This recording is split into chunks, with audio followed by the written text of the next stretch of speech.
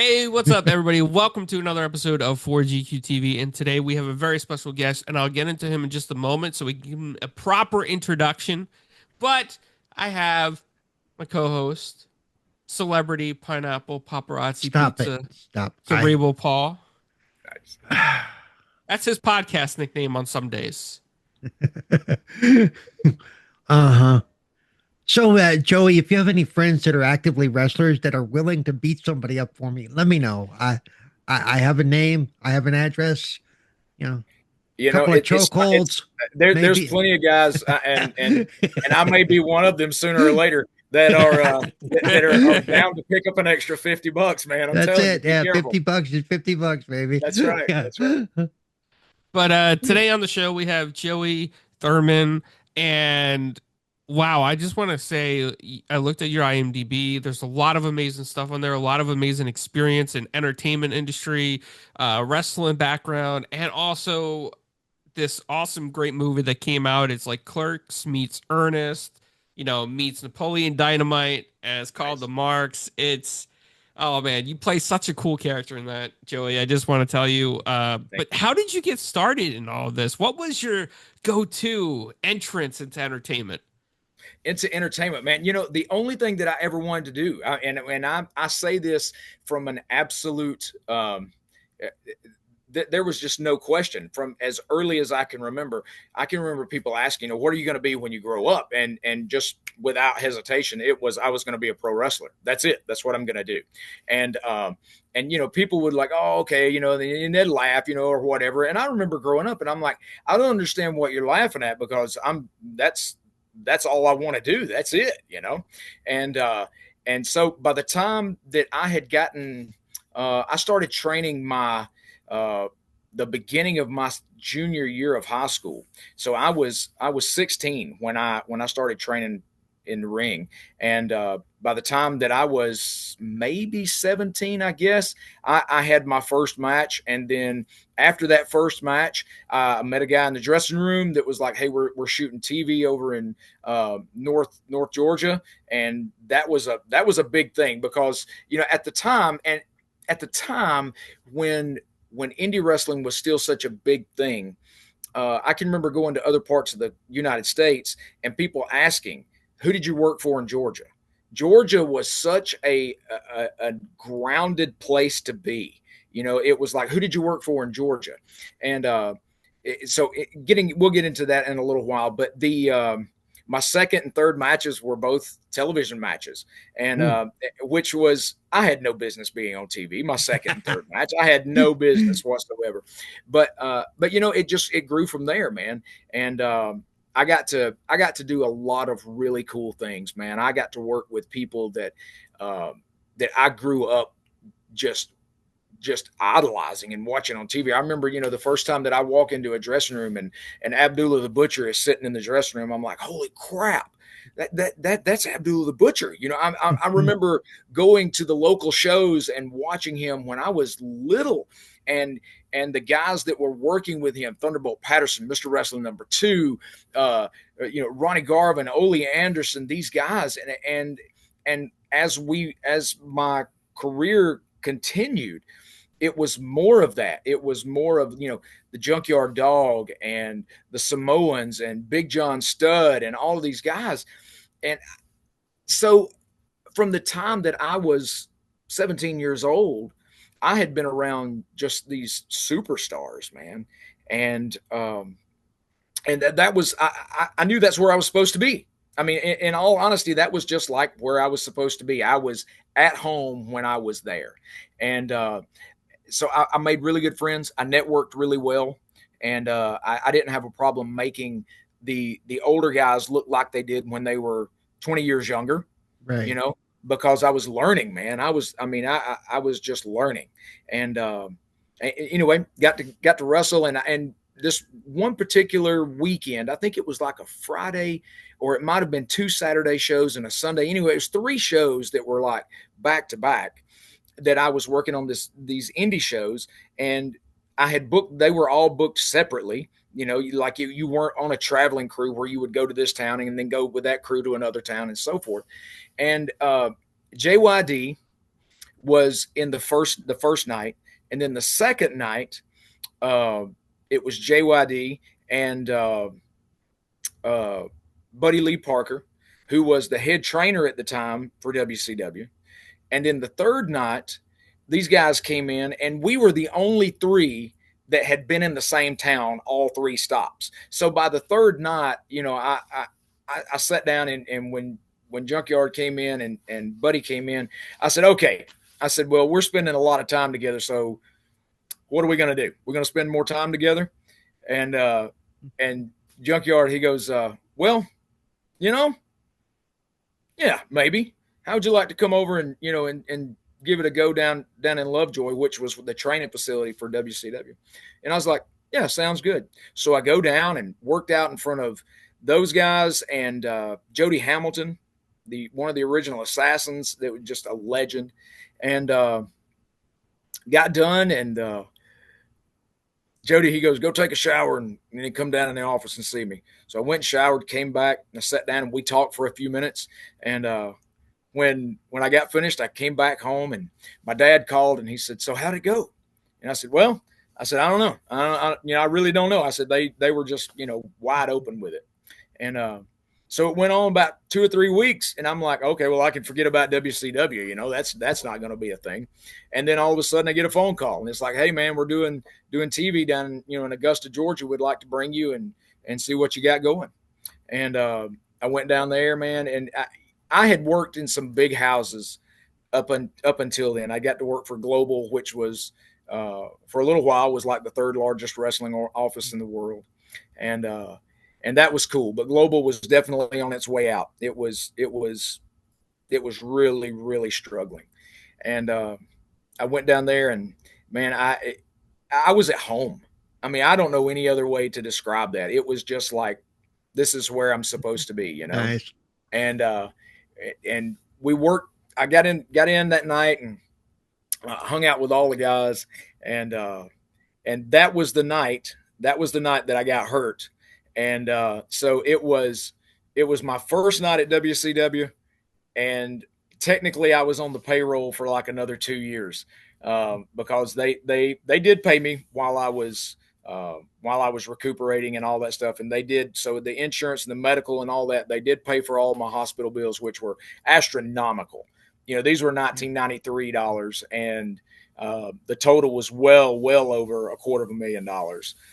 That's nice that WCW took care of you like that. It was the right thing to do. Now there were some other things that that are coming later in another documentary that weren't necessarily on the up and up as they should have been, but they done the right thing then. Yeah. So when I found out I wasn't going to be able to go back to wrestling full time with those guys, the only other thing that I had ever thought about doing was being a cop. And so I went to, after I got released from all my medical issues, because I had to learn how to walk again. I had paralysis and all of these things. I was in this body cast and brace for like 16 months. Oh, wow. And so after all of that was taken care of, I went to the police academy, came out, man, I had a great career in law enforcement. I spent 16 years as a cop all around the state of Georgia, mainly in the Atlanta area. But I had a great career. And while I was there, man, I don't know how long ago this was. This has been a long time. I'm going to get close to telling you how old I am. While I was there, I had an opportunity. They were shooting a movie on the north side of Atlanta, and they needed some security to watch these trucks that were parked in this parking lot, right? And it was 9 trucks in a gated lot, and the deal was it was $60 an hour. You sat in the parking lot with the trucks. Nobody comes in, nobody goes out. Can do. 16-hour shift. It's getting close to Christmas. That's a great Christmas bonus. So the production guys would bring your lunch. So they brought my lunch to me, and the guy that brought my lunch, he goes, hey, they're short on some guys. They want to know if you want to go play ball. And I was like, no, man, I can't go play ball. They were filming like, it's probably a mile away from where I was at. Hmm. And I said, no, man, I got to stay here. And he was like, okay, all right, whatever. So he leaves. Well, like 20 minutes later, he comes back and he goes, hey, they said they'd pay you whatever you're making here plus a daily rate if you want to go down and play ball. And I didn't know what kind of movie they were shooting. I said, I don't even know what you're talking about. What do you mean play ball? He goes, they need football players. Do you want to go play ball? Oh, And I said, so you're going to pay me for this and you're going to pay me like another $380, $390 to go down there and play ball? And he goes, yeah. And I said, let's do that. Sounds good. Little did I know then, but I ended up working off of that movie. Instead of one day, I worked 11 days all over around North Atlanta. And that movie was Remember the Titans. And I love that movie. I wish that I had known, obviously everybody, you always wish that you'd known that a movie was going to be as big as it was while you were shooting it. You'd enjoy it more.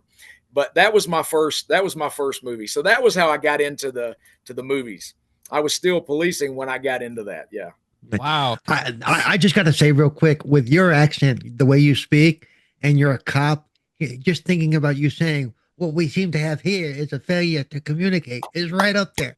I love it. That's fantastic. I love it. That's great, man. That's a great compliment. I'll take that. I gotta admire your work ethic, because like you went from being determined to be a wrestler, and then when you couldn't do it anymore, you were at the point where like most people might have given up, and you were like, nope, not gonna happen to me. I'm just gonna go find other work to do. And you put yourself in that position, you were successful at it, and then it led you to another opportunity that you became successful at. I mean, that is some work ethic right there, because a lot of people may have just given up at the point of coming out of a body cast, be like, oh, there's nothing else I can do. This is it. It's done. Yeah, for sure. And it would have been real easy to just roll over, I guess would be a way to say that. It would have been real easy to do that. One of the things that has definitely, the lessons that I learned while I was wrestling, because I learned from the old guys, and it was, kayfabe was very important. Making sure that the magic stayed alive for the fans was very important. Making sure that you listen, and I was just talking about this with some other guys last night, as a matter of fact, listening with your ear to what the crowd is telling you, but also listening with your heart to what the crowd is telling you will make you so much better as an entertainer. And when you see the good old school wrestlers, the good guys that can do that, you generally know kind of what you're going to do when you go out to start the match. We're going to do boom, boom, boom, and then we'll play, and then kind of what the finish is going to be. Well, everything else in between is the true art of entertaining in that ring.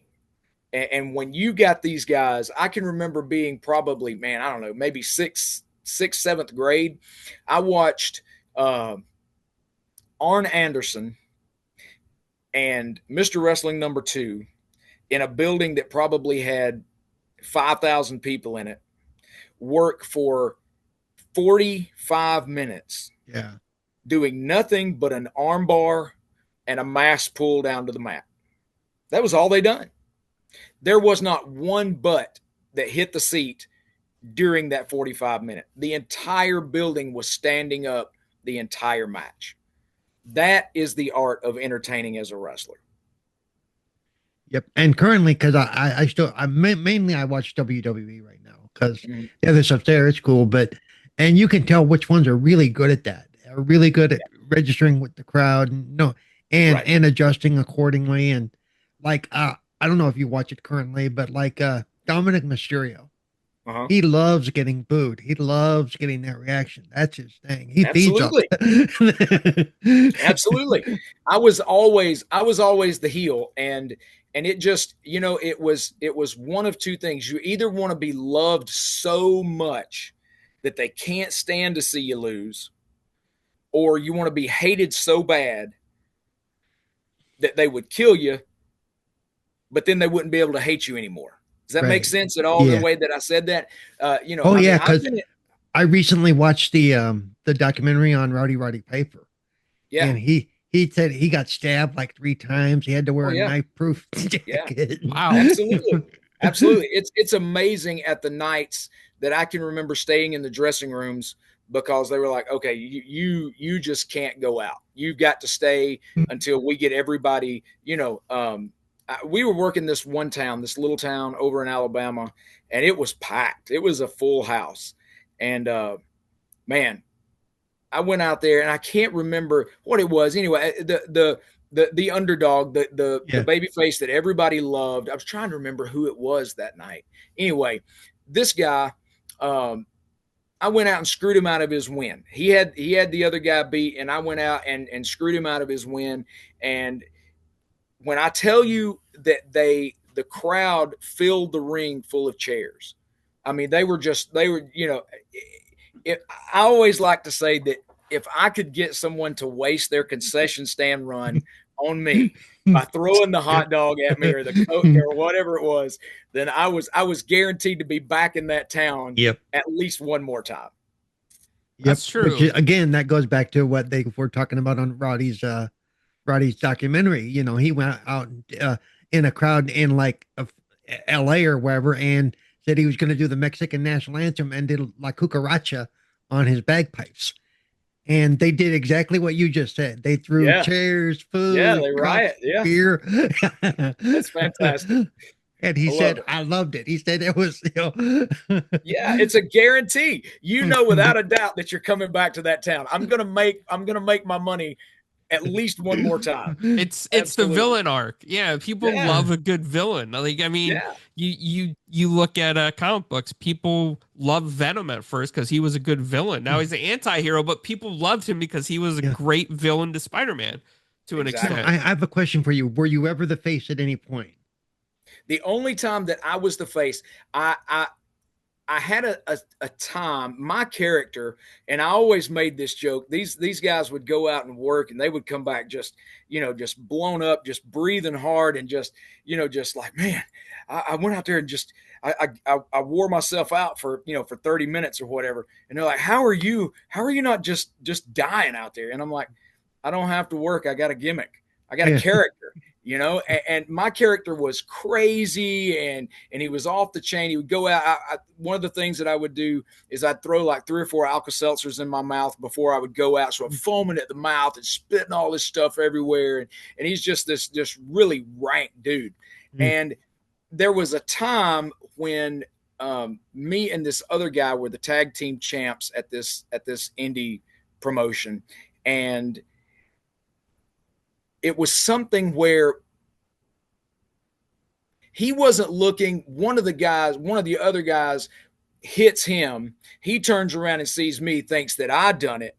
Yeah. Well, then he comes to me and he starts getting over on me. Well, as he's getting over on me, I just nutted up and just went crazy on him and just, done my thing. And the crowd just ate it up. They're like, this is fantastic. I was never really the face. But to them, I was the face for just a minute, Because I've often wondered about that. Because sometimes and I know we're totally talking about all kinds of wrestling stuff here. Yeah, sure. When I watch it and I see that somebody who's used to being the face is all of a sudden getting booed or the other way around, you can see in the wrestler's face that he doesn't know how to react to it. Yeah. So sometimes they look like they're really not comfortable with that switch, because right. And when I went to WCW, when I got the phone call that they wanted me to come down there, one of the things that Jody said in the phone call, he said, all right, we want you to cut your hair and we want you to be more of the all-American looking kid. We want you to be, short hair. We want you to, because my hair at the time, it was like this really nasty looking. It was shaved on the sides. It was down like in the middle of my back. In the back, I had these 2 big patches of this wool growing out of my face, and my nails were all black because it was a dog kind of character, right? And he was like, we want you to clean all that up and come down, and we're gonna work you as a face. And I was like, okay. I honestly, he was like, are you okay with that? And I was like, you guys are the one paying the checks. If that's what you want me to do, there's no way I'm going to tell at the time the biggest wrestling office in the world. Nah, I'm not going to do that. You know, not as a 19-year-old kid. You know, I'm not an idiot. I'm not going to, not going to say no to that. Yeah, what's funny, just from talking to you for a few minutes, though, I think you would have made a good face. You might have been swarmy about it, but you would have made a good face. I think that I had worked enough with, I had worked enough with some guys that had a lot of success being that all-American kid kind of guy. Yeah. You know, the some guys that you really didn't hear that much of, but that was always an all-American kind of guy was like Joey Maggs, Marcus Bagwell. You know, I came up through Georgia, like me and Marcus were in the same, we were in the same office. We were in the same class. He got a bigger push faster than I did, but he was a little older than I was too. But, you know, I think that I had a really good understanding because one of the things that I would do is if, let's just say that Abdullah gets booked to go to Lakeland, Florida. All right. He's going to make a set amount of money, regardless of what the house is going to be. Well, while he's getting that phone call, they're going to say, hey, you got somebody you want to bring to work with you? He's like, oh, well, I got this kid, you know, he knows that I put him over really good every time that we work. So who do you think he's going to invite?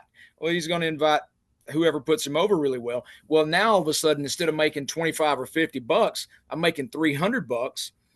And I'm driving some other dude's car and I'm getting to roll down the road with these legends for 4 or 5 hours at a time and just be a sponge and learn all of this stuff. So I gotta say, man, you know, my education in wrestling was, you know, I never got in the ring till the first night.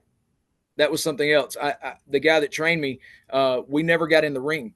We never got in the ring. The first time I ever hit the ropes was probably 2 hours before my first match. Wow.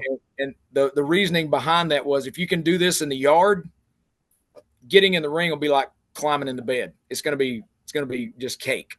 And it was. It really was. What was the name of your character? Mad Dog Joe. I wish I had. You know, I didn't even think about it. I should have dug out some of my stuff and because I got promo pictures and stuff like that. He was a nasty looking dude, man. Oh man, I'm gonna look that up now because it sounds like such a great villain arc. It definitely does. He was a fun character, man. He was a fun character. He came out with this big collar and this log chain and this big cow bone, and you know his gimmick was a milk bone. So he's got a milk bone. He's got a milk bone stuck down in his tights, you know. And if he needs a gimmick to try to get over on the face, well, when he pulls it out, he'll work on the face with the milk bone, and then he'll turn around and eat the milk bone. So now there's nothing, there's nothing to get nothing. No evidence. No evidence. Yeah, the ref right. don't see it. It's all happened. Yeah. Yeah. So, a question I have for you is because I've met some wrestling writers before. One from the Attitude Era. And my biggest question for you as a wrestler, because I don't know a lot about wrestling except what I used to see on TV as a kid, like Hulk Hogan, Earthquake, Big Boss, that day, Ultimate Warrior. Yeah. When you are playing the character for the wrestling league, do they tell you what to say, or are you allowed to like improvise? As long as you're getting over as long as your storyline and you're getting over as long as you're moving the story forward in the right way. And it's kind of like acting in a lot of ways. There's a lot of directors out there. And now that I'm stepping into that director mode a lot more, I'm trying to be the same way, because as long as we're moving the story in the right way and you feel like that your character would do it this way, as long as that sews up with all of my other points, I want you to do that. As a director, I want you to do it because it's going to be much more I needed to take this for a minute. My roommate's in the hospital, so I got to take this call real quick. Yeah. That's pretty cool that you allow like some improvisation there, because I wasn't sure. Like I wasn't sure if certain wrestlers have to stick to a script and they're like, no, this is what you gotta say, or if they're like, okay, you're good enough on camera, you're great at improv, go ahead and run with the points. You're going to be the bad guy. You're going to be the villain. You're going to say some bad stuff about their tag team, whatever it was. So I Right. wasn't sure if that was kind of like the case. I'm sure that there are some. They're called hardliners. You know, you got hardline directors that are like, you know, if they've paid a ton of money for a script, you know, and the script says and not or, we want you to say and not or. You know what I mean? And I get that, but at the same time, is if I don't want, as a director, I don't want to impede my actors. I don't want to, because I know what that feels like. Because what happens is you're so focused on hitting those dialogue marks that you're not acting anymore. And if you're not, then it's just not believable. So, in my opinion, it's much more important to have a believable product and character than it is to be exactly on script.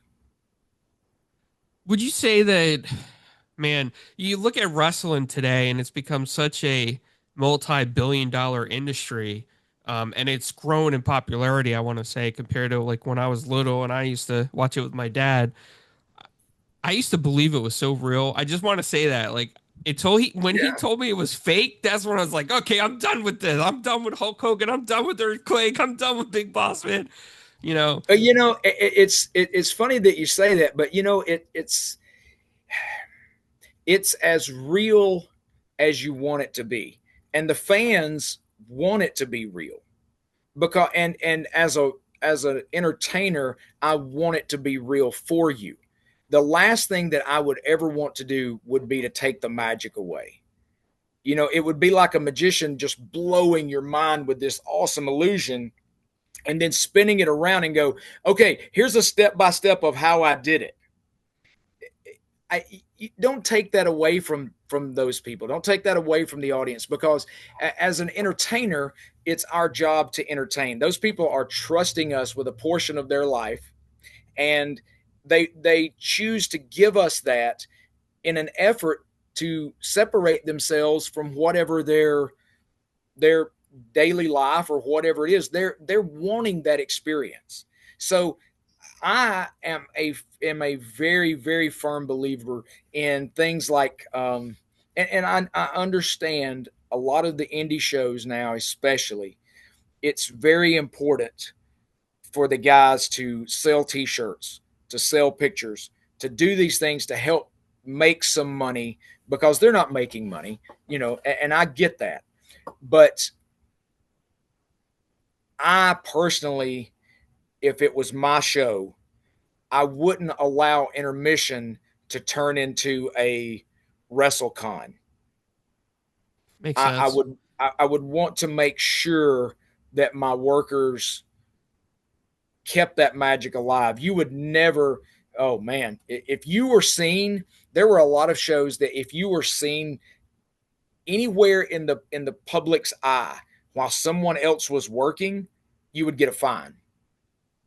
Like they would find you. No, no, just you don't do that. That you don't steal that other guy's heat by if he's giving an interview or if you got two guys in there wrestling, you don't you don't sneak out and run to the concession stand or go to your merch table or whatever that is. You let those guys work. They deserve that respect, but the fans deserve that respect too. They deserve for that magic to stay alive.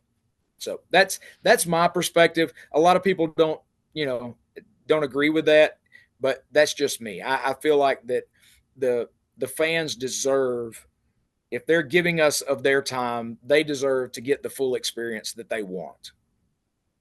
So you know what I think it is. I think it was when Hulk Hogan was versus Earthquake in a match, and I was getting really, I was a lot younger, and I really believed it was real at the time, and I was getting so anxious.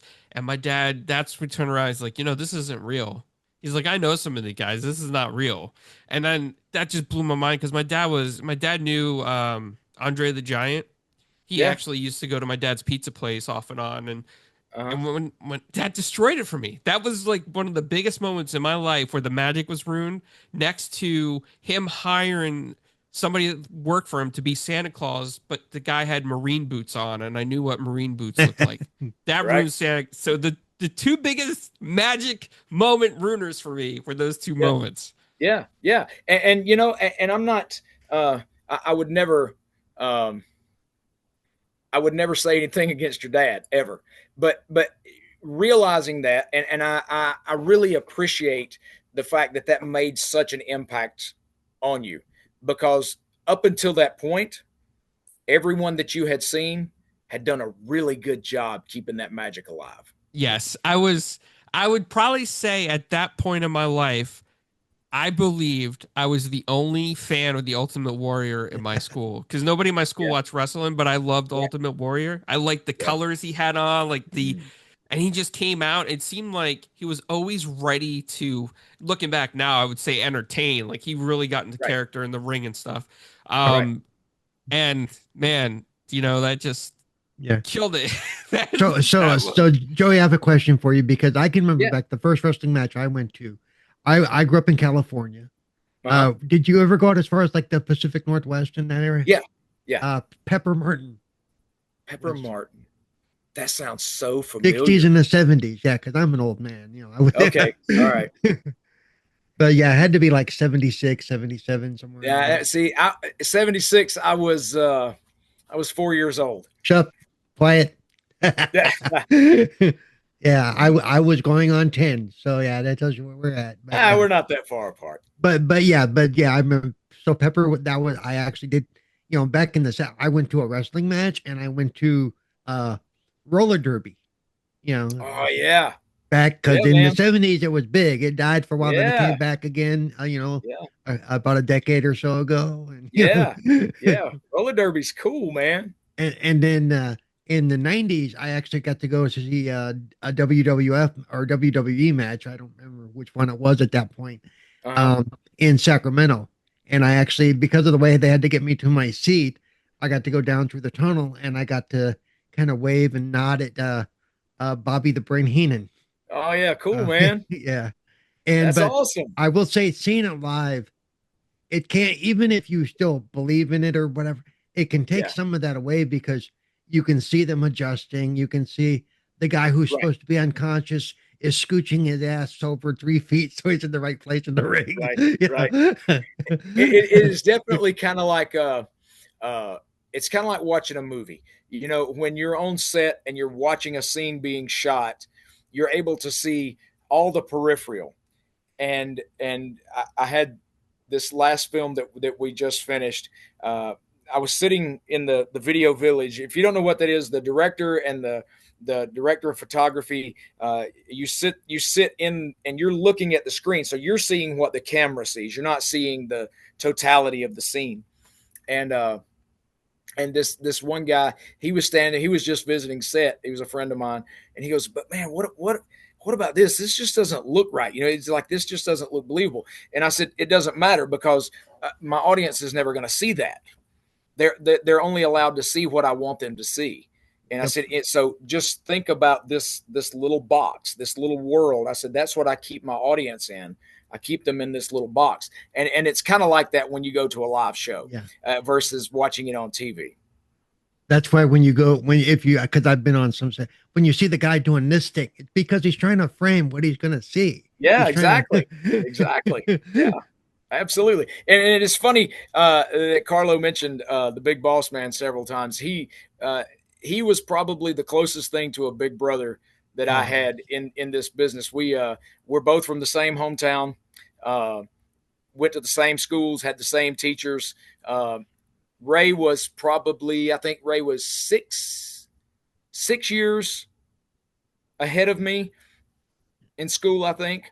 So what was fantastic was that, Ray had met Dusty, and Dusty kind of brought Ray along, and Ray was, I'm sure, I have no doubt that Ray didn't mention me here and there. That probably helped me more than I realized.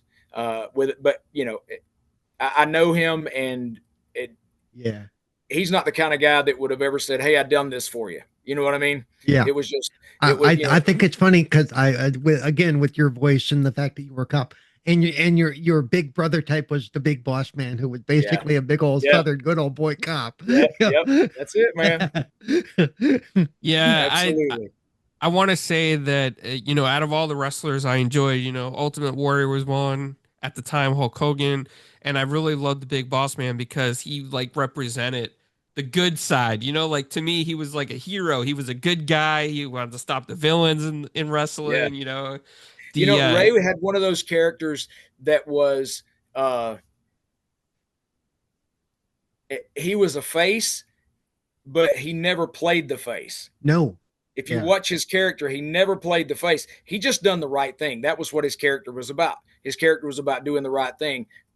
Regardless of how he had to swing it, it was just about doing the right thing. And that was a character that was, in my opinion, one of the most unique characters in the business, was because, you know, he could get by with doing heel stuff, but he was a face. But then on Yep. the other side, you had to be like, but is he really a face? You know, Yeah. is he? Because You know? sometimes he was grouped with the heels. He was Yeah. part of their, yeah. Yeah, absolutely. And again, like he keeps saying, I was a big fan, and because I mentioned him twice now, Piper. Yeah. Piper's, because he could also, yes, he was a heel, but later Yes. in his career, he became a face. Yep. But I really think he rode that line He because, did. okay, he was a face, but he was still that smart ass, and he'd sooner poke you in the eye than, Yeah. shake your hand. Still, Yeah. as you know, Yeah. And I think, you know, it was fun with characters like that. When I was in, this was 90, 93, 91, 93, when I was moving around, it was transitioning from what you might see as just two big tough guys that you might bump into at the local restaurant or at the gas station, that would get in the ring and do these, you know, have these just awesome matches and brawls and things like that. It was transitioning from that into these really ripped, chiseled, Adonis looking guys that, you know, that look like superheroes. And I think I think that everything has its place. But if you've got a guy that's really good at doing backflips off the top rope, let that guy do the backflips off the top rope. Mhm. Every match doesn't need to have that. If you've got a guy that his finishing move is, you know, splashing somebody and breaking a table, that's his. Let him do that. We don't need to break 27 tables in a show for it to be entertaining. It's still okay. I think that a good show, in my opinion, and I'm an old guy now, but in my opinion, it's a good mix of all of that. Right. You know, though there are times if you're going to break 27 tables in a match, have a reason for it, or have different ways that those tables get broken. Yes. You know? Yes. So I like all of that, and I think it all has its place, but a good mixture of a show has those tough guys in it that can get in there and work a crowd. And then you've got these really athletic younger guys that are the luchador style that can do all of these crazy flips and bounces and things like that. One guy that I loved was Bam Bam Bigelow, because he was a big boy, but he could do them rope work. He was a really nice guy too. Bam Bam was a really nice guy. He was a nimble for a big boy. He was really, if you go back and watch his work, you're like, holy crap, how did Big Boy do that? Yes. You're absolutely right. For a big man, he was very agile. Oh, yeah. So go ahead. I got to ask this because this is one of those magic moments as a kid for me, was when wrestlers would have those moments where they get outside the ring. Okay. Uh-huh. And sometimes either they would get, so-called knocked out outside the ring, or like their frenemies would come up and help, and then whatever happened. But the ref would count down, and sometimes they would get stuck outside the ring. And I used to get so nervous about that outside the ring thing. Was that always scripted, the outside the ring, or was that sometimes accidental, or like they couldn't get back in time? Part of that, I'm going to say that part of that is, if you've got a guy that, there's a whole lot of reasons. Maybe he landed wrong and it like emptied his lungs out, and now he's trying to get his breath back. Maybe he hurt himself maybe, you know, he popped a knee or something. He just needs a few minutes. Maybe he's just so badly out of shape that he's got to go out there and suck air for a little while. You know, there's a whole lot of things. Yeah, I've watched it so much. You get used to seeing, okay, they're taking a breather here. They're Yeah. you know, Yeah. and if you really watch, the ref will run down and you'll see him quickly say something to the wrestler and then go back and do what he's doing because he's checking Sure. on the guy. You know? Sure. Yeah. And there's so many people that don't realize. I want to say this. There's a good ref is, man, he is a magical piece of that dance. Yep. He is, I mean, a good ref is a wonderful thing because he's able to see things that maybe you're not seeing in the crowd, you know, and he'll come over and maybe be like, hey, you know, there's an old lady in the third row on this side that's just she's ready to pop. And you know, as a heel, you can go over there and start trouble with her. Well, now you've got that whole side of the building that's ready to cut your throat, you know, Yep. and things like that. But also talking about powdering out the ring, if you're listening to the audience may need that time. It may be time for them to reset, because you can use that time to slide out and reset your audience, but you have to be careful because you'll lose them. So it's such a good entertainer really knows how to listen and read his audience. And I have used that so many times, man. The things that I learned in wrestling, just from the respect and keeping your mouth shut and learning maybe what not to do versus what to do. Yeah. Being able to read an audience, work with an audience. Man, I've done thousands of live shows since wrestling, that when you're able to read your audience and you can work the right person in that audience, and the rest of this audience is living vicariously through them, you're entertaining them all.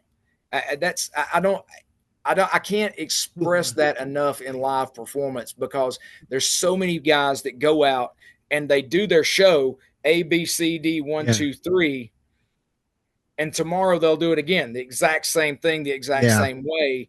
And it's so cookie cutter that it's obvious to the audience that it's cookie cutter. And if you're somebody who goes to more than one show and you're, wait, so that guy who said that last night's show or last week's show, he was a plant because he's here again tonight saying the same exact thing. Exactly. You know? Exactly. Yep. Yeah. And you're not entertained. So you're robbing your audience of the magic. So when you buy a ticket to go to a show, like if you come to one of my concerts now, when you buy that ticket and you come in, you're trusting me with that 75 or 90 minutes that I'm going to entertain you. I'm going to entertain you, but I'm also going to keep you I call it keeping you in front of the curtain. Yeah. I'm going to keep you out here so that the magic is here. Now, when we go backstage, I may be sweating and about to die or whatever it may be, but you're never going to know that. Yeah, and a good entertainer, and if you step back out front, we're still not going to know that, because as soon as you're out front, you're back on. I gotta ask, did your skills ever help you with interrogations? Because it seemed like you could. It seems like you could do a great interrogation. You could do the good cop, the bad cop in the room. Absolutely. You know, so if you want to get into I'll get into a little bit of the psychology of talking to people when you're interviewing someone. I want to say, I think this has been a lot of years, man. It's something like 87 or 89% harder for us to say no to a friend or someone that we perceive that we have a rapport with. So if I can get a rapport going with you, it's going to be really tough for you to tell me no. And when you tell me no, I'm going to be able to cue your lie so fast that it's just going to be easy, you know? So it's just like, hey, Paul, talk to me. How you doing today? You having a rough day? Is it bad today for you? You need to watch more documentaries, because you'll watch them do that. You'll watch them work till they build a rapport. And then all of a sudden the guy's, I cut the kid up and I ate his head. You know, man, here's the thing. It's Mm. it's really just human nature. Yeah. You know, it really is. You know, there's a lot of people that say, "Oh, it's this or it's profiling or it's that or blah blah blah," back and forth. It's not. It's just human nature. Yeah. You know, if I ask you a question, I know what the average person's response should be, Yep. and how it should be. And you know, if I ask you something like did you cut that guy's hand off and eat it? Yeah. And if I don't see your eyes almost pop out of your face and be like, what? Why would you think something like that? You know, then I know if it's like, well, no, you know, and Yep. then Yeah.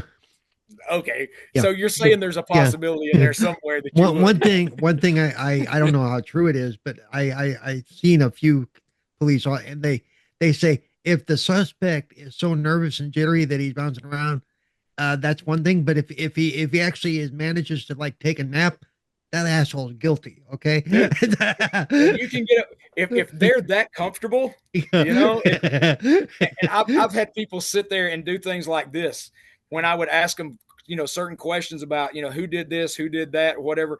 They would be doing this, and then when I would move on, that would stop. And then when it came back to something else that I knew that they were guilty of, they would immediately start, you know, back to tapping. They're telling me I did that. I did that, you know, because as humans, we do have a desire to want to be liked and to tell the truth, regardless of how bad it may be. Yep. And you know, probably if you're like me, you're thinking in the back of your head, oh, I want to play poker with you for big money. Yeah. Wow. Oh man. It takes a while to read a whole table though. Yeah. But all you got to do is pick out a couple one at a time. You got to lose a lot of money. It's kind of like what was the movie, Maverick? Remember the first scene in Maverick when he said, "I'm going to lose for an hour," and he just sat there and learned the table. That was That was genius. Yep. Yeah. My dad used to be able to read cards. He'd be able to count the cards, like, and it was just automatic with him. Every time he played, even would go fish with us, he knew exactly what we had, when we had it, what we were 500 rummy. He knew, no matter what it was, he knew. And then he also did something very sneaky sometimes. Like if he was counting the jacks that he had or the aces, he would bend the corner ever so slightly. Nobody would notice. Mark the cards. He could tell. Because it was like his signature mark. Like it was really strange. Like because sometimes I'd look at the cards and be like, Dad, this card's just a little bit. He goes, oh yeah, I was playing poker last night. Like, wow, man, crazy. So when it comes to the marks, I just want to say, you know, as you know, and Paul knows, and Jonathan knows, like, you know, the magic of wrestling was ruined for me, and I was like, oh, soap opera and tights. But I watched the marks. And I really resonated with your character because it was done so well.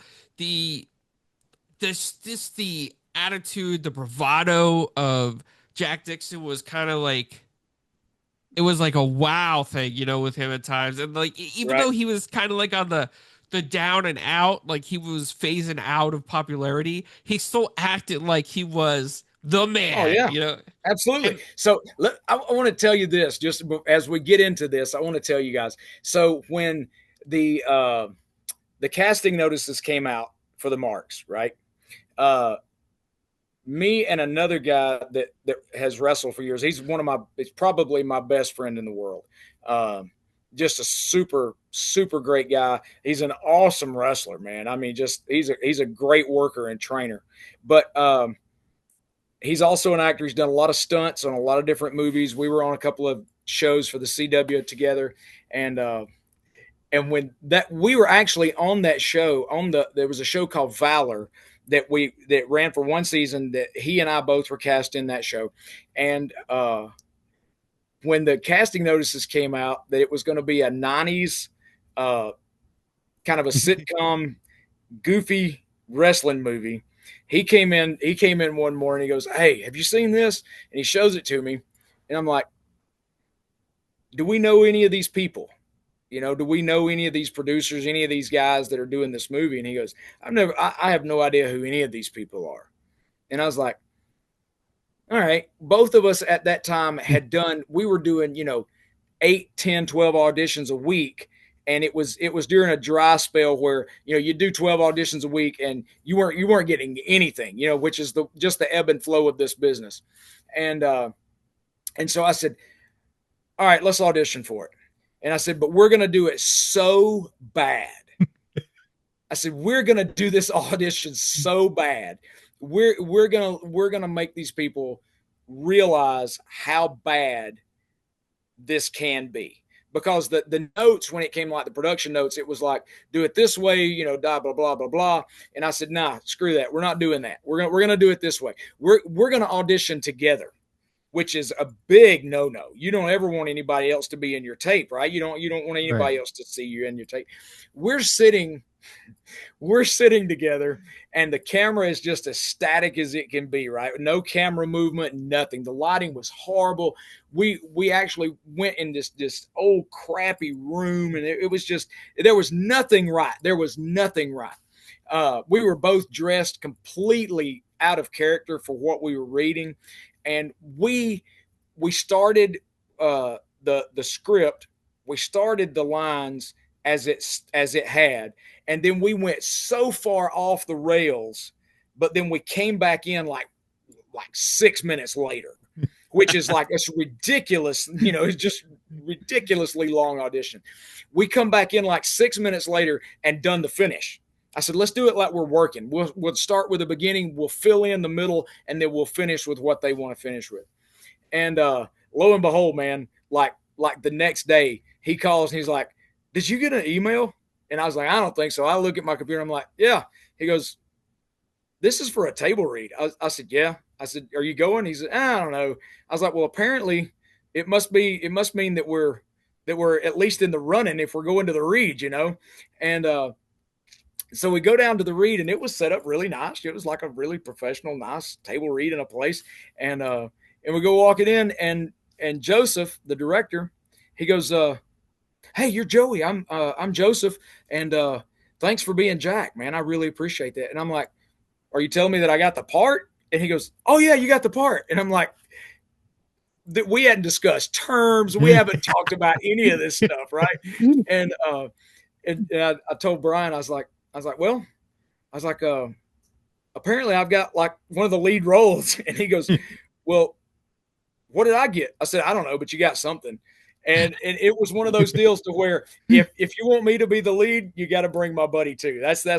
We're a package deal, And but it was funny. It's funny now to listen to Joseph and Jonathan talk about watching those tapes, because they're like, man, these guys were so far off the rails. They done everything wrong. But that's what made us stand out, I guess. I was going to say, if you go back, if you watch the marks and you realize that that's probably actually what they were looking for, that you were able to do that. And when I got the script, I can't remember if it was Joseph or Jonathan one asked me, they were like, man, how do you know, how are you putting this guy together like this? And I said, oh, I know this guy. And he goes, what do you mean? I said, dude, I know at least 15 Jack Dixons. I know this guy. Like I know him. He's in my phone at least 15 times.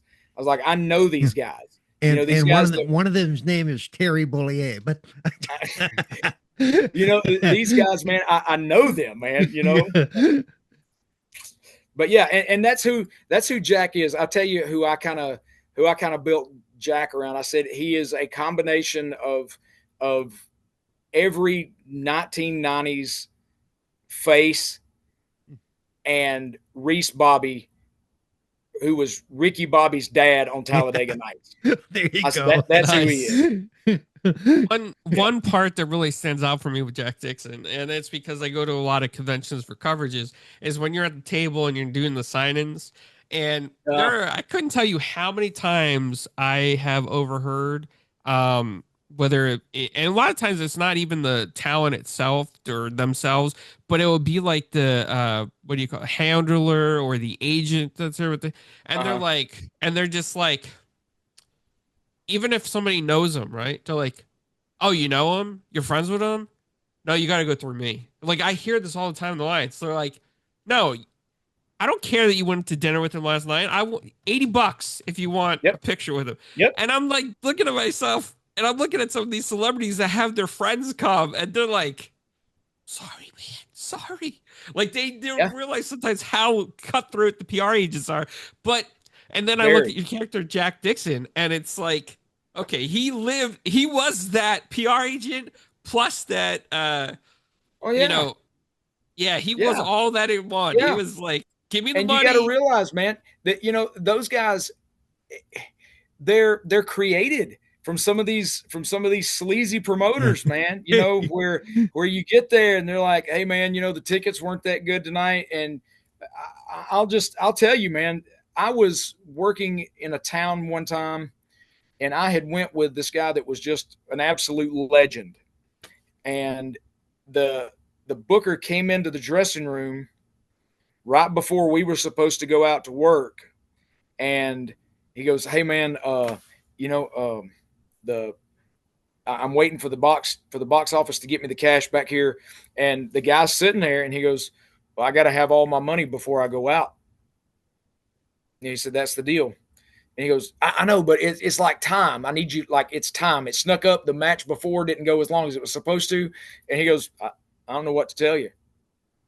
I either I get paid or I don't go out. I mean, that's just the way it is. And he said, no, just go and work.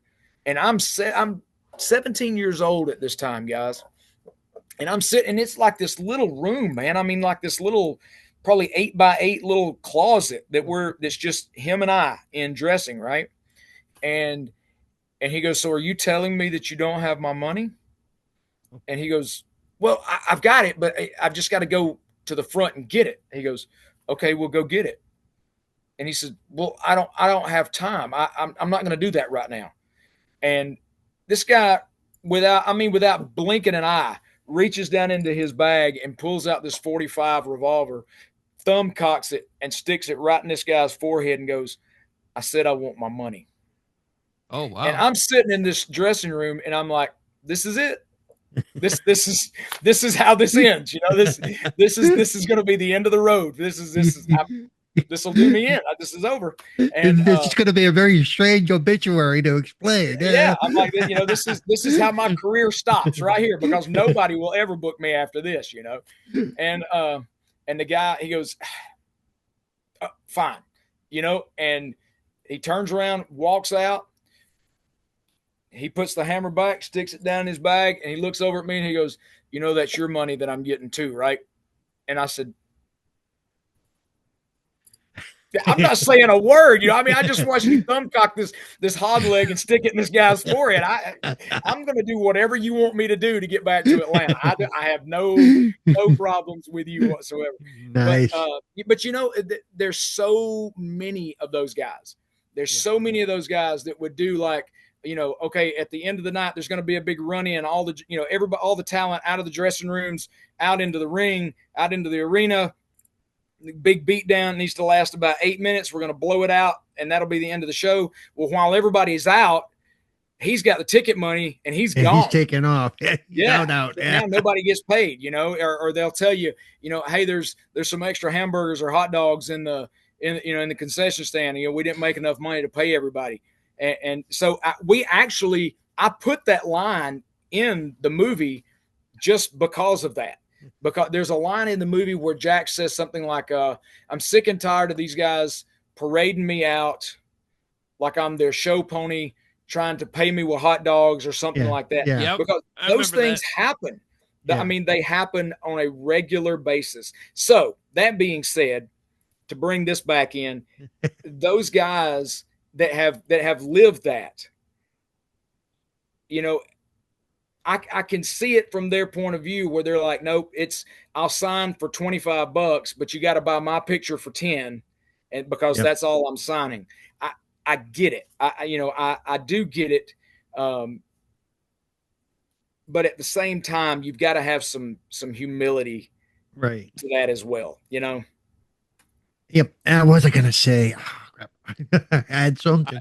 I'm just thinking about what you just said now about the, some old school sleazy promoters like taking the money and running off. I can't That's crazy that stuff happens. Oh, absolutely. Absolutely. I mean, I don't want to stereotype or perpetuate anyone, but it's, I mean, uh, there's dirty in every walk of life. There are dirty doctors, there are dirty undertakers, there, whatever. And so uh, there's no reason why these guys wouldn't, What I find interesting, especially when it was during those times when it was it wasn't like the big, it was these guys that would do that. They're going to run into these wrestlers again, and what's going to stop them from beating the living crap out of you? Absolutely, and it happens on a regular basis, man, or at least it used to. Yeah, Like you still owe me that money from 6 months Absolutely. ago, and that you Yep. ran off with. Yep. And not only do I want that, I want interest on that, or I'm going That's to start right. breaking parts of your body. and it's collected. Believe me, 9 times out of 10, it's collected. Wow, that's like a movie in of itself Well, right there. because my thing is, Yeah. because these wrestlers, they're big and they're strong and they're in shape. Do you really want to mess them over? I mean, you got to not think that through. It's Yeah, like, yeah. And you got to think too. A lot of these guys talking about earlier when we were talking about that, it's it was some of the rough and tumble guys, the big guys that you would see. Well, they were also the guys that worked. He was a mechanic or a steel mill worker or whatever it was, and this was what he done to make extra money. Just because he was a big guy is how he was able to be an attraction to do that. And a lot of the guys, they would come, and when I say a lot of the guys, I came from the same way. We didn't have, and I'm not trying to pour mouth. I don't want it to sound like this, but like we had running water in the house, but it was to the kitchen. Like we had an outhouse till I was like 5 years old, but it wasn't odd. I mean, everybody that was around were the same way, but what you see is a lot of guys that came from some really bad situations and really bad home. All of a sudden you've got thousands of dollars in your hand for being goofy, just putting on a show. And then all of a sudden guys start trying to cheat you out of that money, and you realize, no, we don't do that. It wouldn't be, maybe this guy was a mechanic, and if somebody came by and stole an engine out of his shop, he's going to go collect. And it's the same way with it's the same way with the show. Yeah. And I wouldn't even think it's only the big guys, because I'm sorry, some of those luchador guys, I wouldn't want to get in a scrap with those guys. Oh yeah, man.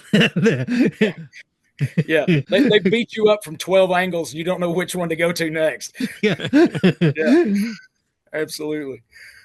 Oh, so I want to definitely go back to the marks as well, Jack Dixon, and some of the the stuff that you guys did in the ring. Did you actually do like some real moves? Oh yeah, it was great because I actually got to work with one of the Chick was he's such a great guy and has been a wrestler for a million years, and he's worked with everybody that you can imagine. It was really fun to get in the ring with him and be able to do stuff, not have to walk it through. Like when I was working with Lori, Lori that played my daughter, she's an actress. She's not a wrestler. So when we would have to really break it down, do it like this, do it like that, do it like this, and the camera's going to be here so we can cheat it by doing this and things like that. It was great to just to talk to Chick and say, okay, we're going to do this. We're going to lock up. You're going to back me in the corner, push me off. I'm going to charge you arm drag. I'm going to come up hip toss. I'm going to charge you body slam. I'll powder out. It was, and he was like, okay, cool, let's do that. And it was still, because he still works, and you could just get in the ring and do the spots, just boom, boom, boom. Yeah, Jonathan said that at the end when he does the run in, Chick stayed in character, and Chick was. Oh yeah, yeah, and it was great because see, here we go. Chick comes from that old school mentality, so we're working, and there's extras, there's background guys that are in the stands, and we're in the ring doing our thing, and the director calls cut. And and he's still working, he's still selling the move and all this stuff. And he's like, and he's slapping me on the leg. He's like, sell it, and I'm like, Chick, they call cut. And he goes, yeah, but there's people. And I'm like, dude, that's not how it's going to work today. That's not how it works. Or we'd get up between takes and he's like, hey man, just, stay in it. We got people. And I'm like, it's not going to work like that, and it took me, and Brian was on set that day, and he's like, hey chick, man, it's cool. It's cool. They're smart. They know what's up. It's cool. And he's like, yeah, but I don't like doing that. And honestly, that was a real breath of fresh air seeing some of the shows now, because it still matters. Keeping that magic alive still matters to him, and I thought that was great. But Brian, the guy that plays dumpster diver. Yeah. I don't know. So Brian, that's my buddy Brian. Okay. He's the one that I auditioned with. He's a fantastic worker. He can do anything that you want to do. So I'm going to have to reach out to Jonathan. I want to see that audition tape. I would love to see it again. I would love to see it again, because it had to be. It was horrible. But Brian, I was trying to think of the workers. Me, Brian, Chick, on like 3 days maybe, and then Joseph, the director, the guy that plays Azimuth in the movie. He was a worker as well. He done some wrestling. He was trained, and so he knew how to do moves and take, call shots and things like that too. Nice. So did you guys go out, when you had like a break or something, or like end of the night, did you stay in your Jack Dixon outfit and go to like places in town and see what people said? No. I didn't do that. I'm interested to see, because I know now that the movie's out, I know that we're going to go to some of these indie shows and do some of the, do some promo and things like that. I'm interested to see if I'm able to go like this as Jack Dixon, or if I have to go as Jack, because nobody's going to know who Jack is unless they've watched the movie, right? But it doesn't even matter. Jack is so full of himself. He is the superstar of the world. I'm telling you what, if you put that mullet on and start walking around like you're somebody, you're gonna sell. Yeah. Absolutely. And that's the thing. If you sell it, they'll believe it. It doesn't matter. That's what I mean. Like if you would just walked into, I don't know, like a restaurant or some small little restaurant, you're like, hey, I'm Jack Dixon. Do you know who I am? And they're like, no. You'd be like, oh, I was one of the most famous wrestlers. Absolutely. I'm telling you, man, I know these guys. I'm telling you, I know guys that have done exactly that, that would finish a show in a town and then make sure that they stopped at a restaurant still in town so that they could try to, get a free pizza or get a couple of burgers or something for the road. And I'm like, really? I don't know. I did tell Jonathan, I thought they missed a chance at the end of the movie at some point that your mullet should have been yanked off and you should have been like a balding old dude. That would have been cool. That would have been cool. That would have been a fun spot. Yeah. There's a couple of spots unless you're watching for it during the, you could see I'm constantly going, whether I'm feeling my head or whatever, I'm constantly checking that stupid wig to make sure that it's still in the right spot. Which even if it won, that would have been even funnier if it just the back is a little over here somewhere. Absolutely.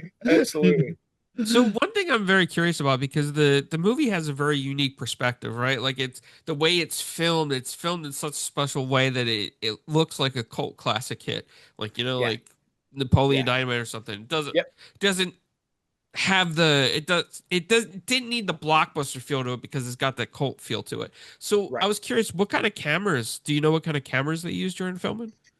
No, I don't. That was before I was really looking at getting into the directing and that kind of stuff. And I really didn't pay attention to it that much then. I know that they weren't anything like the big old Panavision cameras or anything like that. I done a movie in 2019 maybe with Taraji Henson and Sam Rockwell. They actually ended up winning Film of the Year, and we won Best Cast in 21, I think, at Cannes for a movie called Best of Enemies. the Okay. best of enemies. And he really wanted that. It was set like in 1971, 70, 71, and he wanted everything to have that authentic feel. And they brought these gigantic Panavision cameras from LA that were the old, the real film Actual film canisters. cameras. Yeah. Yeah. But if you've never stood in front of one of those things and saw, it's like 7 foot high and probably 500 pounds, and watch these guys changing these big film cassettes and things in on this thing. I know it was nothing like that. These Yeah. were movable. You could work them on a steady cam. You could handle Right. them, on a shoulder, or Yep. put them on a crane dolly or anything like that. But it really does capture. And I think that it's cool that you picked that up, because he done a really good job capturing that 90s feel. I mean, like Yeah. the style of the angling and all of that stuff, done a really good job catching and making you feel like you're in 1993 or 1992. Yeah. Yeah, the the DP was, I just want to say, amazing work, because you really, looking through that lens, looking through that screen, you really felt like it was kind of that error, Yeah, especially with the yeah, backyard wrestling, and uh the camera takes were Yep. just so cool. I'm just fascinated by the A- camera takes on this. And for yeah, me, when they do period pieces like that, it's important to me when I'm watching that it doesn't look too crisp and too clean, like you were talking about when they yeah, film. If you're doing yeah. something that's supposed to be in the 70s, don't film it digitally, or at least do something to it so it doesn't look like it's filmed Right, right. digitally. Yeah.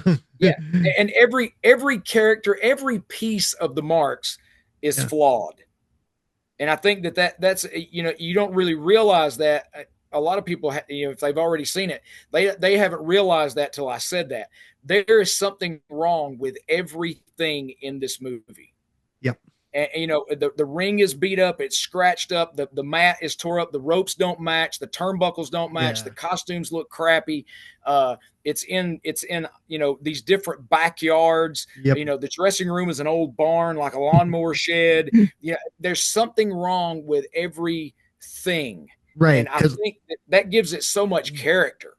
yeah, like I watched a movie that was supposed to be a Western, but it was Mhm. so crisp and so clean. These people are supposed to live like, oh, the closest town is 2 days away. So you got these guys riding into this area, and all their hats look crisp and clean and Yeah, yep, pristine, and uh-huh, the stuff on the saddles is shiny and yep, sparkly, and it's like blazing saddles, the whole, yeah, and it's like, yeah, and immediately I'm drawn out of it because I'm going, that's not right. They right. need to look dusty. They need to look dirty. They need to look like they haven't slept well in 3 days. Yeah. You know? And that's such a great perspective. I wish that more filmmakers would listen to things like that, because that's what makes our characters interesting, is that they are flawed. They do have things that are not perfect. And because that's what we associate with. We associate with things that seem real. I have flaws, you have flaws. Right. Everyone has those things, and they're relatable. And when things are relatable, they're believable. And that's what pulls you into stories and things like that. When you say it's too pretty, it's too clean, that's what removes you from Yep. that. That's Yeah, why I I think that's think a Unforgiven. You've seen Unforgiven, Clint uh-huh, Eastwood's uh-huh. magnum opus, as far as I'm concerned. Yeah, But he bought acres and acres of land so that he could shoot from any angle, and you wouldn't see any telephone lines, and you wouldn't yeah, see. And he didn't let yes, people drive cars onto the set. They had to ride horses the last yep, like 5 miles or whatever it was, yep, because yep, he wanted to make sure that it didn't break that it didn't break that wall to the audience. The audience felt like they were in the middle of nowhere. The yeah, You know, immersion. yeah. yeah, The And, another thing I really enjoyed about the movie was the relationship you did have with Maggie Lightning. Like, I mhm, thought that was so, the the back and forth kind of like feelings of how she felt about, her father and different things, and you trying to kind of like get her back into wrestling, get her back into, you know a relationship as father-daughter relation. I thought that was done very, very well. And there were times, I want to say, that what I really liked about this is that there is flaws, like you said, where she comes off and she is such a clean scripted actor, and then you have goofy costumes on, and it's just like it brings the immersion level up for me looking at Uh-huh. it through the camera lens it is. It's just phenomenal. I don't know how to say it, Yeah. but Yeah. I it's great. When I was reading the story, um, as I was reading through it, because there were several, and Jonathan probably told you guys this. There were several versions. There were several rewrites of this script because there were some things that were uncontrollable for those guys. They had cast members that got Yeah. other opportunities and things like that, and it happens. But when I was reading the story, when I finished it, because when I read something, um, I read it as a viewer first. I read it as an audience member, and then I'll go through it again and read a particular character, and then I'll go through it again and read it as another character that character's interacting with, etc. And so I try to see it from as many different perspectives as I can. And when I done that, the first time that I read it, I closed it, I thought, you know, Jack is really the only dynamic character that changes, like between the second and third act. Third act. Yeah. Now Maggie changes at the finale. She gets that change of heart right at the very tail end. But all of the other characters are just these just ridiculous characters that their obnoxiousness really carries the character. It really does. And I thought, okay, so this guy is the one that he's got to be this bravado. He's got to be this, I don't care, blah, blah, blah, blah, blah. Good luck with everything. Yeah. It's all going to be okay. He's kind of a minion in a lot of. I think that the new Minions, the movies, are fantastic because they're one of the only characters in years of cartoons that are just like, okay, moving on. It's just like whatever happens, the house just exploded. Okay, hey, you want something out of the vending machine? Because it strikes me that leading into the third act, he doesn't think he's done anything wrong in regards to his daughter or any of the other relationships. Right. He absolutely has no. He is still just Jack because Jack is all that matters, and the world revolves around him. And if the world can't keep up, it sucks to be you, right? But I love the fact that when you see little changes, like when Jonathan's character meets him up in the restaurant for Maggie's birthday. You see him. He's that bravado, tough guy. Playboy, always hitting on the girl, no matter who it is, what she looks like. But then she corrects him, and he catches himself saying, what is he calls her?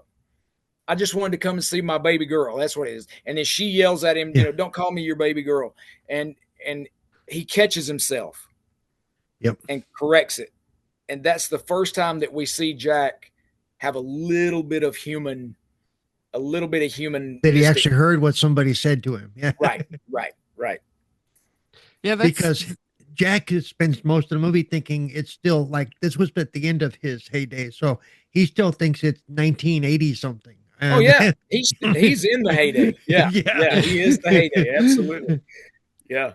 It's great how well everybody came together to humanize their characters and bring magic to this film. Because when I first heard about it and Paul was telling me about it, I was like, I don't know if I'm gonna like it. It's wrestling. But then I watched it and I'm like, wow, this is like a whole different take. There's so much humanity and there's like a little bit of shock when you watch this. Comedic shock, of course, because you guys play so phenomenal, but I couldn't believe how everybody came together and everybody's personality in the movie was so polar opposite to some extent.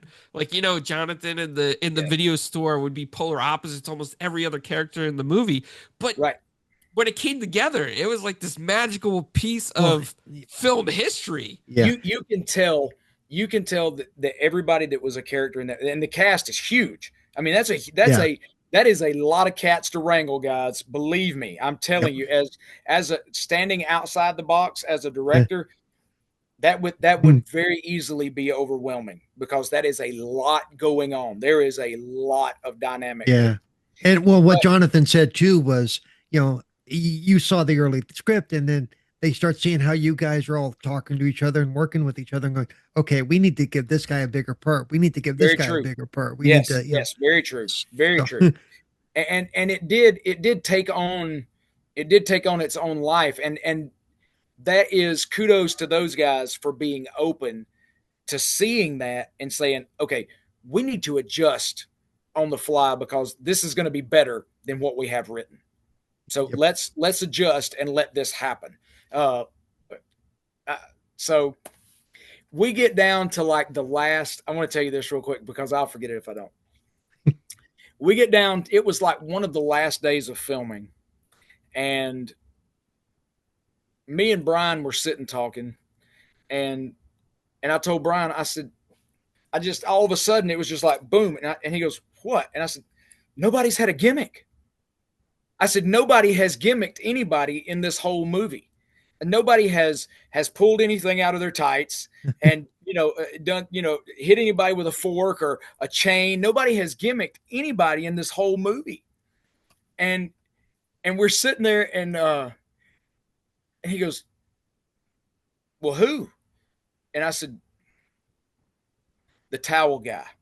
I said the Towelini character in those tidy whities. I said he needs to pull out this dildo and smack whoever he's working with, right? And he goes, no. He goes, I want him to throw it like a Chinese star, right? So about that time, I don't remember if it was Jonathan or Joseph that was coming through where we were sitting. I was like, hey, come here, and I was like, and we're telling him. He goes, that's right. That would be cool. We do need to, yeah. Let's include that. So Brian and I think his daughter got in the truck right then because we were not very far from Interstate 75, and I don't know, it was within probably 20 minutes of like this strip club / head shop, sex shop thing, right? They go down and get this thing, and when it comes back, just for that brief little montage where he does that. I think personally that is one of the absolute funniest parts of the movie, of the whole thing. When the expression that he has on his face when he gets hit with that thing, it's just. If we get nominated for an award during the nomination announcements, if they don't show that clip. Or go up to collect the award with the dildo in your hand. Oh, wow. Thank you, Paul. There you go, right there. That's it. Wow. I'd like to thank the Academy, and I'd like to thank you and you. Absolutely. Well, I would definitely hope, I know this is a long shot, and I said it to Jonathan, but I definitely hope one day for a sequel to this because I really did enjoy it, and I really hope to see it do well on Tubi and other people start watching it and friends tell friends, and before you know it, maybe you guys are at tons and tons of comic conventions like talking about this movie. Man, I got a feeling that this movie is going to be a Caddyshack. Or a Smokey and the Bandit kind of, maybe not as big as that, but it's going to be one of those movies that people are like, yeah, all right, blah, blah, blah. But then all of a sudden, 10 years later, it's like, we've got to watch this film. It's going to turn into that Attack of the Killer Tomatoes where, once a year, we've all got to get together and go to this theater and watch this screen one more time. But yeah, I feel like that's probably what it's going to turn into, that cult classic kind of feel. Just because of the way things work nowadays, it may take a little longer or whatever, but it may. Yeah. But we're doing one of the biggest comic conventions in the world next month in Atlanta, and that same group are the ones that run several across the country. So hopefully that will network in. Maybe we can get enough people. I think I've got a couple of things up my sleeve. If anybody anybody shows up dressed like Jack Dixon, they get to go to dinner with the real Jack or something like that, you know. Yeah. I got some friends in Atlanta. I need to hit them up because I need to try and see if I can go up there. Yeah. Oh yeah, man, that'd be cool. Come Yeah. on down, man. That would be awesome. Hey, Jonathan said he wants to try to give me some shows. He said we can have some fun together, you know. Oh yeah, yeah, absolutely. I said, Jonathan is a great guy, man. You know, and ridiculously funny. Yes. I Yeah. done stand up for about 2 years, and Jonathan done stand up for a long time. He actually toured with Emo Phillips. yeah, he Oh, told wow. us about his Years. project he's got working back there. Yeah. Yeah, which is actually, I don't know if he's got it to where you can watch it yet or not, but No, not yet. I got a sneak peek of it, and it's really good. It's a very funny piece with a lot of truth in it, and but yeah, Jonathan's a really funny guy, and like I can't remember. It was something stupid, just like right off the bat when we first met. You know, one of us said something just really grossly inappropriate to the other, and it was, you know, thrown right back, and then it was thrown right back, and I was like, okay, this is going to be a great relationship. You know, Yep. this is going to be exactly the way it needs to be. Yeah. Also, I know we're going for a while, but it's been so much fun talking to you. Like just hearing all these stories and wrestling Yeah, man. stories, and you're refreshing my mind about like the magic. You know, when I believed in the magic. Yeah. Paul mentioned earlier he wanted you to also briefly talk about that project that you were in with Samuel L. Jackson. The Shaft movie. The Shaft movie was yeah. fun. You know, I worked on that Shaft movie for I think 2 or 3 days. I played an undercover New York City detective. It wasn't a big role. It was just It wasn't, but now that you say that, I can picture you and I can picture it because I know Yeah. what part that was. Yeah. Yeah, it was a really cool experience. It was fun. I've always, you know, I gave myself 2 years when I really started getting serious about acting. I said I don't have the money to go to these really nice formal schools on filmmaking Yeah. and to learn all the eccentricities of it. So I said at the time, you know, Atlanta is Hollywood. Don't let anybody Yeah. in any shape or form mislead you. It's here. I mean, like anything that you want is here. The studios are beyond state of the art. I mean, it's just the spot to be. Anyway, that being said, I gave myself 2 years, and I said I'm gonna work as many areas as I possibly can in 2 years. And I'm going to keep my mouth shut, take my notes, learn everything I can, and network as hard as I can. And that's what I done. For 2 years, I worked everything from, you know, working background stuff to, man, just anything to get on set and learn. And again, a lot of times I learned what I didn't want to do versus what I do want to do. But it really made me I feel like that it made me a good actor. I feel like it made me a good actor, and it definitely made me a good director because I learned a lot about the way to encourage people in the right way and to realize that everybody on set is an artist and they're all trying to create. And when you give them the freedom to create, it's always better. When you give the makeup person the ability to do with their makeup and tell the story through their makeup, and give the costume department and give the art department and give, Yep. you know, the prop department that you can steal from, you know, give them, you know, what the freedom, it really helped me a lot. So, to be in a very small role on Shaft was fantastic because I was working with, you know, getting to watch Samuel L. Jackson work and these other guys. So And, I'm curious on that. Did you get to, were you on the set that said like, what's his name? Richard Roundtree, the original Shaft was there for part of it, right? He was, but to. I wasn't there for that. No, you know, I take that back. He was there one day. Yes, Yeah. he was. He was there one day. That's right. That would be, you know, for me, because I'm old. So I do that. that shaft, you know. Yeah, absolutely, man. Absolutely. And it was fun. I would like to have been a fly on the wall in some of those to hear if, if Richard would have told Samuel, yeah, that's not the way Shaft would have done it because, you know, Samuel L. Jackson, he nailed Shaft. I thought that he nailed that part to the wall. Yeah, he did that. That was and they didn't take it. What I liked about it is they didn't take it too seriously, and they didn't make it too corny all at the same time. Yes. They Yes. they rode that line very well. Yeah. It was a really good balance. It was Yeah, like right where you would hope it would be. yeah. Not like when they tried to bring back the Dukes of Hazzard and crap, and you watch it and Oh, you go, no. you got to be careful. You got to be careful, man. Yep. Absolutely. Absolutely. Shoot, and you're from Georgia, so isn't that where they did a lot of the Duke stuff They back did. there? They Yeah. did. Yeah. Yeah. Just on the other side of Atlanta from where I live. That's right. Sure did.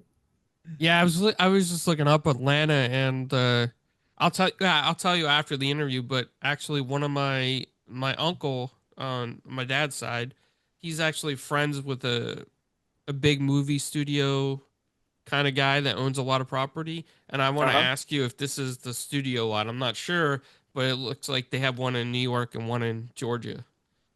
Okay. It probably is. Are you talking about like an outside studio lot? I'm not sure what it's considered in the industry, but a lot of different major companies will use his studio lots, Yes. maybe. Yes. And there's a bunch of those here. All the Marvel movies for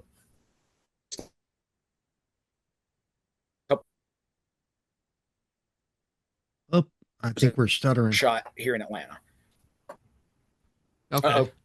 How about now? Is it getting any better? Am I back? Your picture froze. Your man. voice is Interesting back. look. Yeah, Your your voice voice is is Okay. back. All There right. it is. All right. Yeah, There you go. you You're go. All right, back. here we You're go. back Cool. now. Yeah. Cool. Paul, do you want to ask the famous questions? I already know what he's going to say, but real quick though, Also include I mustard gotta on ask. pizza I too. gotta ask if you ever got a chance to meet or work with any of the roads, like Dustin or Dusty, especially Dustin. Oh yeah, Yeah. absolutely. Dusty is such a sweetheart, man. He was such a great guy. Man, just always a super nice guy. That's And what it seemed like if you saw him, even when he was doing all that flamboyant yeah, stuff. If you yeah, saw some of the behind the scene, you were like, okay, he looks like he's just having fun. You yeah, know, it's, yeah, yeah. And Dusty was the guy too he was smart enough to say, this isn't the way that I would like to do it or that I would like for things to go, but I've got a really good opportunity and I've got kids that I got to feed and keep clothed and keep a yeah. roof over their head and things like that. So that's what I'm going to do. But just, he was such a nice guy. It had been years, man, since I had been out, and I bumped into him down in, man, I think it was St. Augustine, Florida. Was it St. Augustine? Oh, right down the Anyway, street from me, right down the street from me, basically. but yeah, yeah. But I think it was St. Augustine. Anyway, it was in a hotel, and it was like he was on the other side of the lobby, this big hotel, and I go walking in, and just, I mean, without missing a beat, he's like, "Hey, baby, what's up, man? Come here, give me," and I was like, "Oh, dude," and it was so, it was like getting back together with your uncle that you loved as a kid, you know. Nice. Yeah, yeah, just a super guy, and he delivered the bad news at WCW to me, because I was under the impression that I was coming back and that it was going to be there was going to be a comeback Right. thing, which is, anyway. But he was the guy that had to say, man, there's a lot of things going on here now that weren't the way that they were, and they're not going to do the right thing. And anybody who knows about WCW's history back then knows exactly the area you're talking about. Yep. The area. Yep. So- Yep. Absolutely. Absolutely. But yeah, man, Dusty was just a sweetheart of a guy.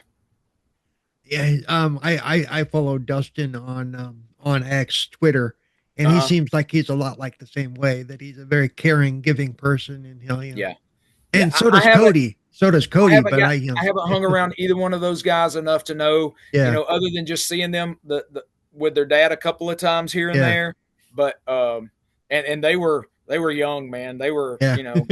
they were kids, and Yep. but if they're anything like their dad, I know that they come from good cloth. That's for sure. Yeah. Absolutely. Okay, so the question we ask everybody that we interview, Yeah, pineapple on pizza, yes or no? absolutely. As long as you got something spicy with it, you got to have something hot to set the heat. Ah. I don't care if it's cayenne. I don't care. I don't care if it's. I'm not a big jalapeno guy. I'd rather have cayenne. Cayenne, baby. Yeah. Yeah, yeah. You know, my mom, she used to spice up our spaghetti sauce with cayenne. She'd put a little bit of man. cayenne There in you go. there. Right on. And then we neighbors go, "That's too hot. That's too hot." We're like, "No, it's not. That's No, it's not. That's how we keep it for us. That's right. That's exactly right. She would have to make 2 batches, one for the family and one for yeah. That's right. Oh, cool. Well, thank you very much for joining us today. Seriously. And Are you kidding me, man? It's been such an honor and such a pleasure. I appreciate the opportunity to come on and hang out with you guys. It's always a blast for me, man. I appreciate. It's been, I don't know, probably 4 or 5 days ago. I had this guy come up to me in one of the department stores, and he was like, "Man," he's like, "I've been a fan of yours since like 1990," and I'm like, "Really?" And the wrestling fans, man, are so, man, they're just, there's no other fans like wrestling fans. no. They'll, I was out in the Midwest. This has been probably 4 or 5 years ago at this restaurant, and this guy came up to me and he goes, "Hey, I'm not trying to bother you, man, but he said, I just want to tell you, do you remember that one night in Kansas City when boom, boom, boom, boom, boom, boom, boom, boom, and then this?" And I'm like, "I have, sure, absolutely." I mean, and I'm like, man, and it's amazing at the people that will tell you things about yourself that you have long forgotten. I mean, long Yeah. forgotten. We've interviewed actors and sometimes they'll go, "I didn't even remember being in that movie." Yeah, yeah. I've actually done. I've had a couple of those that were like that. One in particular, I've got a really great friend of mine that's a fantastic comedian. He was a writer for Saturday Night Live and wrote some for the Gilmore Girls and stuff like that. But he got to hang out with Bob Denver. He's like, and that's one of his highlights is of his life, is that he got to hang out with Bob Denver for a whole day, the guy that played Gilligan, right? And he was like, man, he's like, we were just riding around in the car, and he said, "I got to ask you." He's like, "I know you worked on, all these shows and you were Gilligan and all of this stuff." He's like, "But you were on an episode of the Andy Griffith Show." He's like, "How cool was that?" And he said, Bob goes, "I wasn't on the Andy Griffith Show." And he goes, "Yeah, you were." And he goes, No, I weren't. And he said, we got into this, like, just this heat. He said we were almost yelling at each other. He was gonna get a fight with Gilligan. Never on that show. And he said, "I'm telling you, you were on that show." And he said, he said, "I had to stop and call somebody." And he said he was calling somebody while I was on the phone, because this was before cell phones, right? And he said, "This guy's trying to tell me that I was on the Andy Griffith Show." And he goes, "Really?" Oh, you know what? You're right. I do remember that. And I thought that is when you know that you're doing so much cool stuff, man. To be on a show like that and completely forget about it, you've had a pretty good career, man. Yeah. Well, definitely. back in that day, he may have been, a little bit of. Maybe. I'm not that guy. I mean, I don't know what you're talking about. Just because you look like Jerry Garcia, don't mean you should drag us all into that rabbit hole. Little bit of Maynard G. Krebs going on over there. See there? See, yeah, Nice, there it is. nice. I love it. So where can people find you? Man, Instagram, Facebook, all of those things. X, it's Joey. Joey Thurman actor, I think, is what it is on Facebook. Joey Thurman official on Instagram, and it may just be Joey Thurman on X. I can't remember.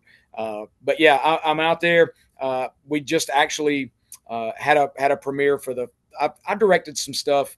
We had a TV show year before last that ran really, really well. It's streaming. It's called Annihilation of Man. It's this crazy, all over the place. It's kind of like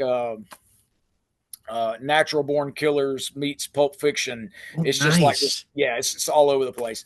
That I was one of the leads, and I got to direct some of it. I got to direct a pilot for the Lifetime channel, Lifetime Network, but I just directed my first feature film, and we actually just had the premiere for it last week, so it's just now getting ready to start its distribution process. But the name of that movie is called There Was Time, and just released a new album. We're out doing concerts and stuff now, having a lot of fun playing some cool old school rock and roll and pop. Think Jerry Lee Lewis and Carl Perkins meet Wayne Newton and Tom Jones. I can envision all of that with you, the way you sound, Yeah, the way you man. look. I can see all that. Yeah. We have a great time, man. I've got there's 10 people on stage with me. We've got a full orchestra, and it's a nice. blast, man. We have a good time with that. I done that on a fluke, man. I done a movie 3 years ago, and the movie that I was doing, the lady that was producing it is in the Blues Hall of Fame, her and her husband, and she's the Alabama Blues Queen. And just between sets, between takes one day, I was just humming and singing around on a song, and she goes, "Hey, I didn't know you sung." I was like, "I don't." And she goes, "Yeah, you do. You sing." And I was like, "No, I don't." Well, it's rocks on. She comes and she's like, "Hey, sing this with me." We sung a little bit back and forth, and she really encouraged me to do some more of that. And so I met some guys, and we put an album together. And Nice. this past Thanksgiving, I released a cover of an old Eagles song,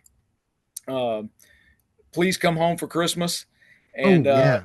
it went to number 4 in the UK. And I was like, "You've got to be kidding me, man!" Who I would have never thought in a million years that people would want to listen to it. And the last 2 shows that we've had this year, we've sold them both out. So it's just a good time, man. It's a fun show to come and hang out. That's a good song, dude. That's actually one of my favorite Christmas songs. I Well, check it out, man. Let me know what you think. Yeah. Yeah. Wow, that's It's awesome. cool, man. You guys are fantastic, man. I'm going to tell you. So the kid at the WrestleCon at the very start of the movie, the kid that's in the wheelchair, right? Mhm. All right. So at the end of the movie, when it says that the film's dedicated to Brandon McClure, that's Brendan that's in the wheelchair. The kid with the kid with cerebral palsy is in. He was a massive wrestling fan. And I got to he was diagnosed with a form of cancer, and it was just inoperable, and they knew that he wasn't going to make it very long. And they put on a special show, a special wrestling show just for him. Man, there were so many guys that showed up. It was an amazing show. I mean, man, it was so cool because it didn't matter. What was cool about Brandon was that it didn't matter what you wanted to do, he was down. It was like he didn't care. Like, it was whatever you want to do, man. He was such a cool guy. But when we got ready to do that shot, I was like, "So, are you cool if I say anything?" He's like, "Dude, light me up." He was like, "Burn me down." So there's a lot of other takes, man, that didn't make the edit that you need to try to get those. Those are the ones, man, because there was stuff where I was burning him, he was burning me. I mean, it was great.